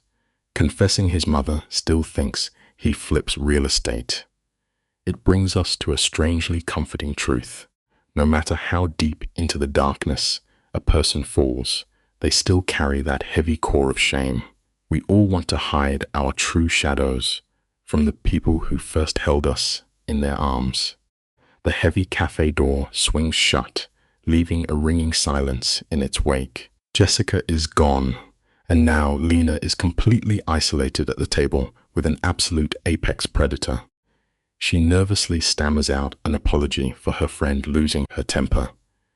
But Adrian simply waves it away, leaning back into the cold shadows. He murmurs that being thrown present is on a refreshing change of pace.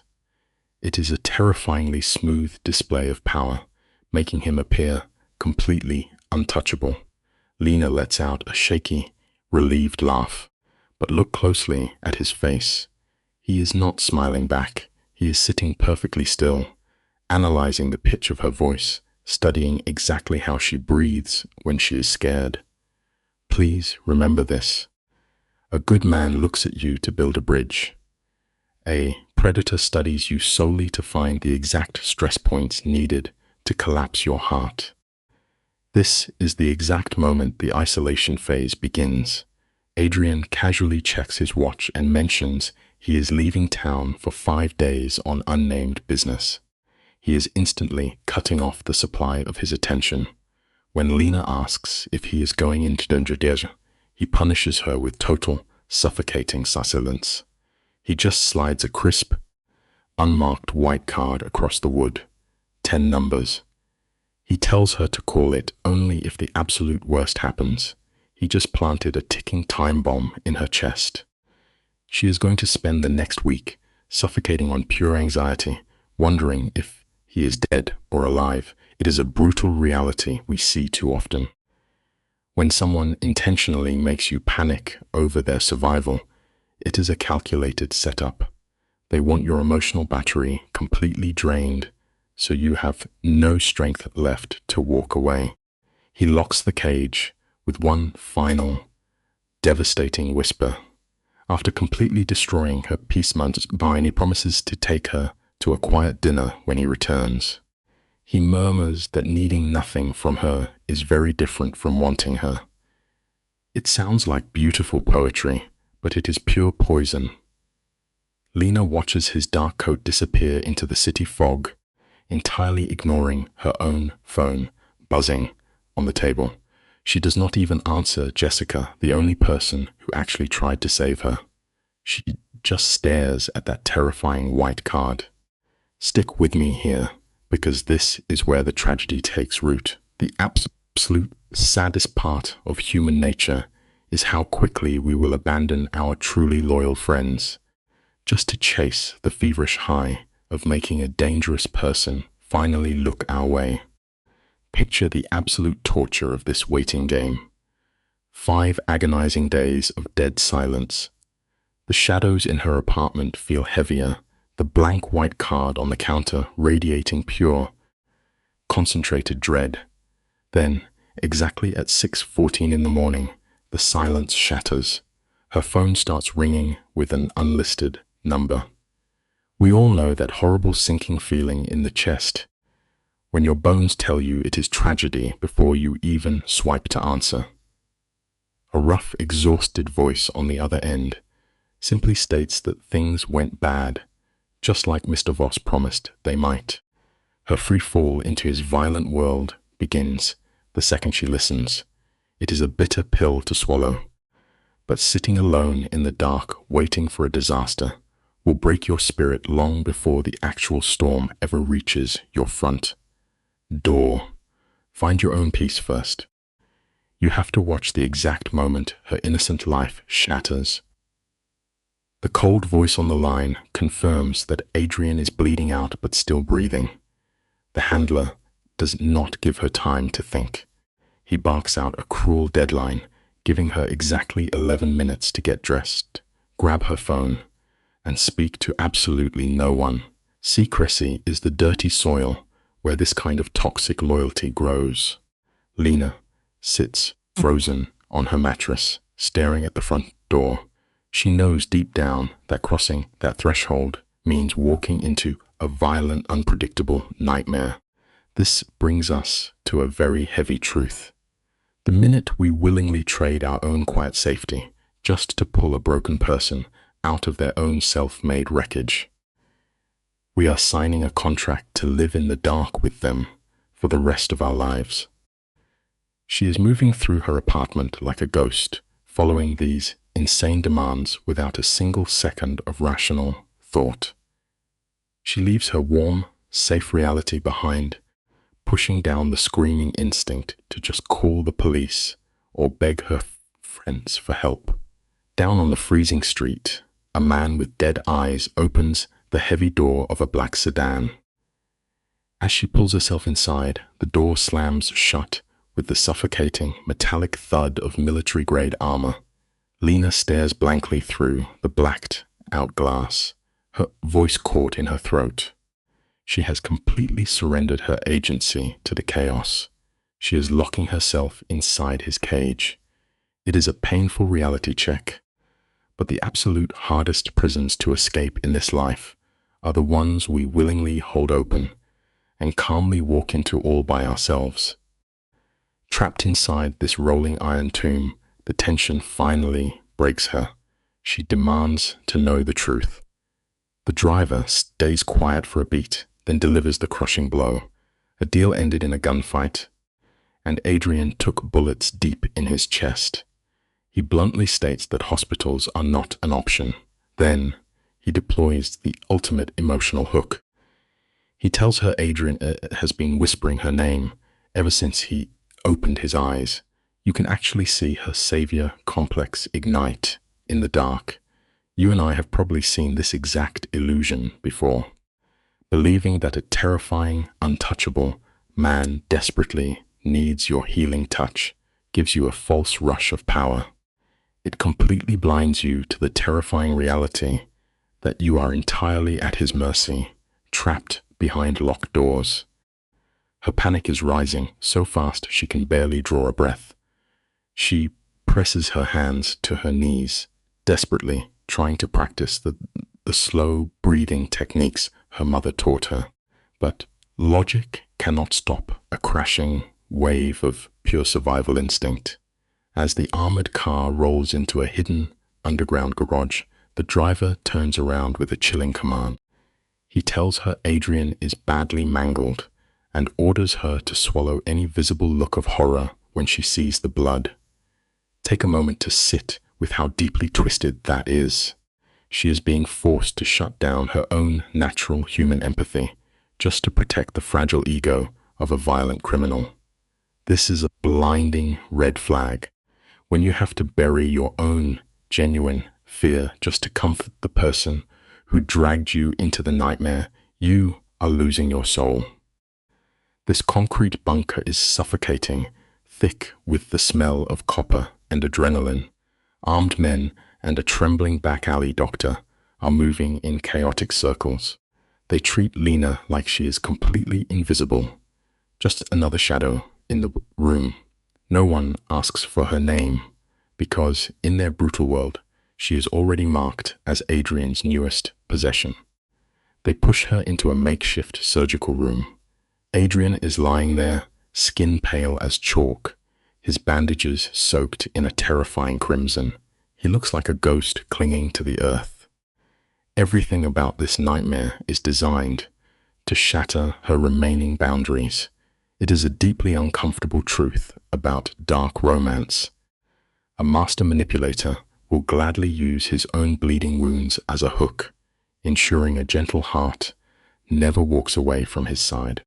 You and I need to take a slow look at this painfully tragic reunion.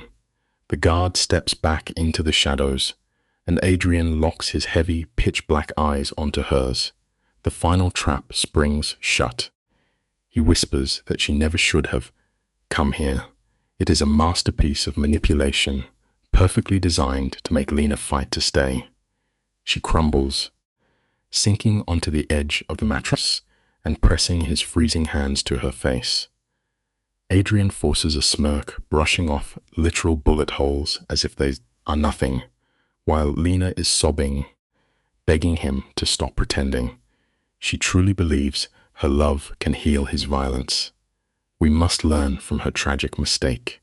Unchecked empathy is a dangerous blindfold. She does not realize she is feeding her gentle spirit to a starving wolf who only knows how to bite. Picture this frame with me, listeners. The camera pushes in close, catching every shadow on his face as he unloads 30 years of a blood-soaked turf war. He speaks with this chilling, dead-eyed calm, like a man ordering a cup of black coffee at a lonely diner. But here is the true tragedy of his masterstroke. After dragging her straight into the freezing depths of his underworld, he physically turns away and tells her to walk out the door. It is psychological warfare at its absolute finest.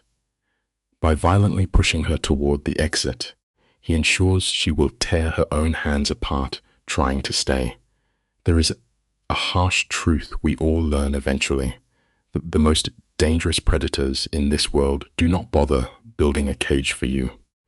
They simply hand you the heavy iron padlock, step back into the shadows, and watch as you lock yourself inside. You have to witness the sheer twisted cruelty of this moment to truly understand it. Adrian executes the ultimate illusion, playing the role of the broken martyr. He tells Lena the getaway driver is waiting in the alley to take her far away. He cuts her deep, telling her to go marry some safe, quiet man and forget he ever existed. He whispers that loving a ghost like him is a fatal error she desperately needs to outrun. But you and I know the score. This is no act of mercy. By completely trashing her worth, he guarantees her fierce, bleeding pride will reject his offer. He never intended to let her walk out of that room. It is a pitch-black lesson, but a real one. A master manipulator never forces your hand.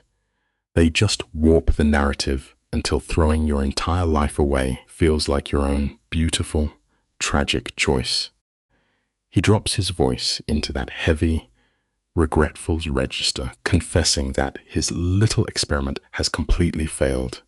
He claims he just wanted to know if a ruthless man of the streets could hold something pure without crushing it. He admits his affection, paints a giant, bloody target on her back for every rival outfit in the city, and then comes the twist that seals the trap. His voice actually breaks. For Lena, watching this terrifying apex predator shatter into a million pieces is intoxicating. She stares down at his ruined, bandaged body, and the fatal attachment takes root deep in her chest. All reason burns away, leaving only blind, desperate devotion. Let's be honest with ourselves tonight. When we look at a bleeding monster and decide our love is the magic cure, the real world fades to black, and we wander into the dark, completely lost. Let the tape pause right here, and let the heavy silence sink in.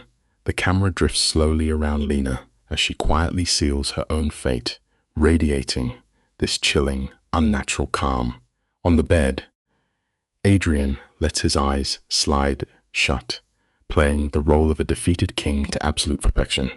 She stands her ground, eyes locked on his broken form, and announces she is not going anywhere. In this single heartbeat, she crowns herself as his protector. She swears she will fetch water, chain herself to that wooden chair, and wait in the cold dark until the underground doctor returns. She demands his total surrender. After a painfully long pause, he nods. She turns to the doorframe, refusing to look back, delivering a vow that shatters the heart. The truth hurts, but we cannot ignore it. When we pour all our fire into saving a completely broken soul, we usually just end up burning ourselves down to the ash. As she stares out into that hollow, echoing hallway, you can practically hear the heavy chains of her unhealed past dragging behind her. She uses her own deep wounds to justify this massive leap into the dark. She brings up Marcus, the coward who drained 7 years of her youth and left her with nothing. She replays every cheap betrayal, fiercely promising the empty room that she is done being treated like garbage. The bitter irony is suffocating. She honestly believes that chaining her soul to a violent crime boss is her grand act of independence. She swears she will never be discarded again. Meanwhile, on the blood-stained mattress, Adrian allows himself a razor-thin smile. The steel trap just snapped shut from the inside. It is a haunting reminder that running blindly from our old ghosts almost always drives us straight into the arms of a much darker demon. For 2 solid days, Lena drops entirely off the map, swallowed whole by the shadows of his underground empire. We all know how fast the dark can change a person when they are isolated from the sun. Marta, the stone-faced housekeeper, quietly runs her psychological conditioning. She brings hot meals and constantly whispers that Mr. Voss is a misunderstood saint, slowly placing the heavy weight of a criminal conscience onto Lena's shoulders. By day 3, the street doctor gives the green light. The drive back to the city is silent, their hands locked in a vice grip. But the very second Lena turns the key to her apartment, reality crashes the party. Her best friend Jessica is sitting in the pitch-black living room, waiting. The lesson here? The ugly secrets we try to bury in the dark will always be waiting for us when we finally turn on the porch light. Jessica is the living anchor to the safe, ordinary world that Lena is so desperately trying to throw away. The air in that apartment is thick with panic, a toxic mix of unreturned phone calls and a desperate intervention built over boxes of cold food. Jessica stands up, shaking with rage, demanding to know what kind of hell her best friend has been dragged through. But the moment the deadbolt clicks shut, Lena's tough exterior crumbles into dust. She collapses onto the worn sofa and unleashes a terrifying, bone-rattling sob. This is not the crying of a bad breakup.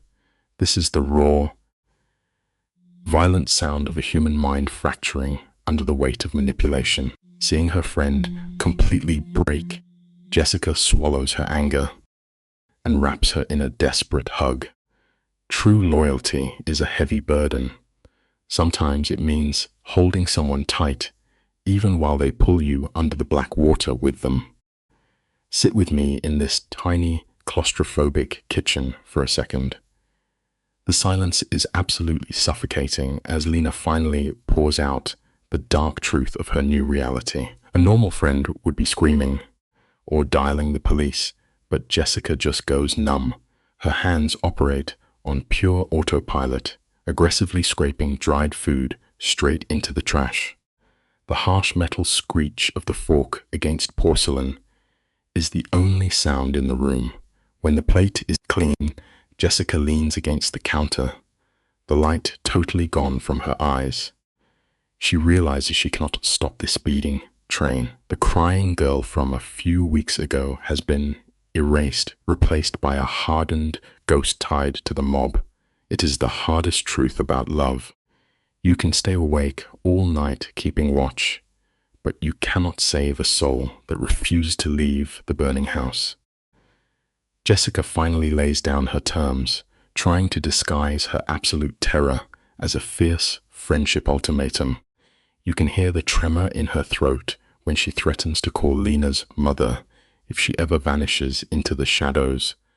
Again, it is a flimsy paper fence trying to hold back a massive hurricane. Jessica signs her name to their tragic pact. She paints a brutal picture of the future: police raids, glaring news cameras, and Lena crawling back a decade from now, broken and holding a baby. It is a beautiful, agonizing kind of loyalty, but offering unconditional shelter can sometimes be a fatal gift. By giving her friend a soft place to crash, she is removing the final barrier between Lena and the flames. The cold reality: a safety net does not always save a life. Sometimes, it just gives a person the blind courage they need to finally step off the ledge. Jessica promises that no matter how dark it gets, her front door will remain unlocked. That raw, bleeding honesty breaks Lena completely, her sobs echoing against the thin apartment walls. Fast forward 3 weeks into this nightmare. You really need to watch Adrian's moves during this stretch. He creeps through the city like a wounded wolf, testing a bad leg. He orchestrates all their meetings in the absolute pitch black, grabbing bitter coffee in forgotten alleyways far from prying eyes. Late on a freezing Thursday night, standing under a flickering street lamp, he gives her one icy, calculated kiss and melts into the fog. He is microdosing his affection, keeping her starved, keeping her desperate. It is a tragic illusion we fall for all the time. We mistake the slow, agonizing starvation of our own hungry hearts for the wild, burning passion of true romance. With a single cold text message, Lena's old life is officially deleted. The toxic ex is blocked and buried. But a mind that has been wired for pure chaos simply cannot survive in a quiet room. Lena begins to feed herself a truly dangerous delusion. She convinces herself that the blood and violence of their first encounter was just a random glitch. She genuinely believes she can dance barefoot on the razor edge of Adrian's criminal empire without slipping into the black pit below. It is a comforting lie, but it shatters with the force of a car crash. This fragile piece holds together for exactly 22 days. The sky is a dead, flat gray when the final illusion breaks. She is walking home, gripping a white pharmacy bag, when a massive shadow detaches from the brick wall. We cannot outrun this truth. Refusing to look at the dark clouds never stops the deadly rain from falling. Stay close for this part, because the tension on this lonely sidewalk is enough to snap a wire. A massive enforcer grabs Lena by the elbow, his grip locking in like cold iron. He leans close and whispers, his voice terrifyingly calm, warning her not to run. But Lena is fed up. She squares her shoulders and fires back, ordering him to let her go. The giant just smiles this dead, icy smirk. He steps into her space, stinking of stale smoke and old leather, and casually drops Adrian's exact coordinates. He knows the boss is sitting at that corner diner on 58th Street right now. This hitman understands the oldest rule of war. To break the king, you corner his queen. He releases her arm only to step an inch closer. Listen to me on this one. Real, paralyzing fear does not require a drawn weapon. Sometimes, a few quietly spoken words are all it takes to stop your heart entirely. This stranger slides the mental blade in deep, demanding Adrian show up by Friday to pay for his sins. If he fails, the killer promises a quiet trip to Baltimore, right to her mother's porch. You can almost feel the blood rush from Lena's face. Her heart hammers violently against her ribs as she gets to know how long he has been watching. He just stares with hollow, dead eyes, whispering that he never even has to touch her mother so long as Lena lives in fear of it. Then he simply dissolves into the passing crowd, leaving her rooted to the freezing pavement. It brings up a harsh, unavoidable truth about life. True terror never makes you scream out into the night. It just silently steals the breath from your lungs and leaves you entirely paralyzed in the dark. Lena stands completely frozen on the pavement for what feels like an eternity. She swallows down the rising panic, clenching her trembling hands until her knuckles turn stark white. She never reaches for her phone to call the authorities. Instead, she plunges straight back into the shadows. At 4:31, she slams open the heavy doors of that dimly lit 58th Street diner, pushing past the startled staff to find Adrian.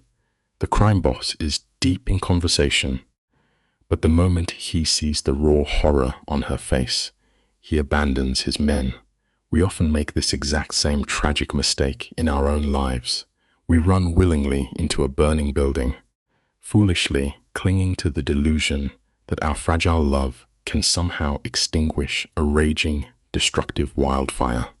Adrian steers her onto the damp street, his heavy hand clamping fiercely on her waist. To a casual passerby, they look like two lovers embracing, but underneath, it is the unforgiving grip of a warlord securing his territory. Lena shares the terrifying details about the hitman, her voice completely hollow, not a single tear escapes. Watch the shift in Adrian when he realizes his dark empire is being hunted. His jaw turns to solid granite. His eyes go pitch black and impossibly cold, morphing into a silent predator, ready to tear the city apart, to protect what is his. It leaves a chilling lesson about the world. True malevolence never bothers to raise its voice. It simply slips through the cracks of everyday life and quietly suffocates its victims in the dark. Look at how Lena operates now. Her survival instinct is reduced to studying a tiny twitch near Adrian's eye to gauge his violent temperament. Notice how effortlessly he strips away her autonomy, masking his suffocating control as a romantic gesture. He commands her to pack for Baltimore, giving her exactly 1 hour before his armed men turn her mother's home into a fortified bunker. When she weakly questions the impending bloodshed, he shuts her down. His massive hands cradle her face, tilting her chin up in a gesture that feels tender, but is an absolute physical restraint. He murmurs a dark promise of safety. Life hits hard with lessons like this. People so often mistake obsessive control for deep devotion, completely forgetting that absolute security always costs them their freedom. This is the moment the steel trap snaps shut. Adrian drops his voice to a soothing register, manipulating the scenario so her surrender feels like her own choice. He tells her to board the train, turn a blind eye to the impending slaughter, and promises he will wash away the blood. It is a masterful illusion of freedom, but you and I know those chains were welded shut long ago. Lena stares into his endless black eyes and completely surrenders. She whispers that she has belonged to him since that first innocent date, utterly swallowed by his twisted reality. The lesson hidden in this darkness is profound. When the trauma becomes too heavy to carry, the mind rewires its own instincts. It tragically tricks you into believing the predator hunting you is actually your absolute safest refuge. The tragedy cements itself the second Lena abandons the normal world. She willingly fastens herself to his shadows, ignoring the terrifying bloodshed he is about to unleash. Hearing her absolute submission, a single tear actually rolls down Adrian's stone-cold face. Is it a genuine fracture in his armor, or just masterful psychological manipulation? Lena desperately rationalizes it, deciding that because Adrian openly wears his darkness, he is somehow better than the toxic men from her past. Meanwhile, for 5 long days, 2 armed enforcers sit on her mother's floral sofa, sipping coffee with an unsettling politeness. It leaves a haunting truth. A desperate mind will gladly hand over the keys to its own prison cell, just as long as the warden treats them with a charming, loving smile. Watch this twisted sickness bleed into the walls. By Wednesday, the house smells of baked apples because her mother is actually serving pie to the hitman. It is a chilling normalization of a waking nightmare. Lena refuses to watch the news, burying herself in a fabricated fantasy. When Adrian finally calls, his voice is a dark, victorious purr. She begs him to bring her home. That is the exact second her soul quietly flatlines. Cut to a year later. Lena lounges in a luxury penthouse, wearing a massive diamond. That hitman who threatened her vanished without a trace, and she knows better than to ask what happened. It proves a dark truth. True moral decay is never a dramatic downfall. It is just a series of quiet, comfortable compromises is slowly swallowed down with your morning coffee. The phone's glare slices through the dark penthouse, illuminating the tragic softness on Lena's face. It buzzes against the marble, a digital leash tying her back to Adrian. Watch her body language. Her tense shoulders actually relax. She texts back confirming she is safe, smiling at what she believes is true love. This nightmare began with a wrong number that hooked a ruthless crime lord. Now, she stares at a blood-stained criminal and sees only a devoted guardian. We have walked this dark path together, and the final lesson hits right in the chest. Our unhealed trauma will always make our choices for us, brilliantly disguising our most toxic mistakes to look exactly like a beautiful destiny. She finally found her golden cage, and she will happily lock herself inside it every single day.